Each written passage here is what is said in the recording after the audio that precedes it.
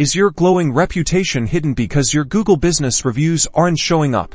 First, let's tackle policy violations. Google has strict guidelines, and reviews that break them, like containing offensive language or fake content, get filtered out automatically. Review your reviews to see if anything accidentally violates these policies, and if so, ask the customer to edit their review accordingly. Next up, Google's filtering system. Sometimes, legitimate reviews get caught in these filters due to suspicious activity, like multiple reviews from the same IP address. Unfortunately, there's no way to directly bypass these filters, but encouraging a diverse range of genuine reviews from different customers can help. Technical glitches also happen.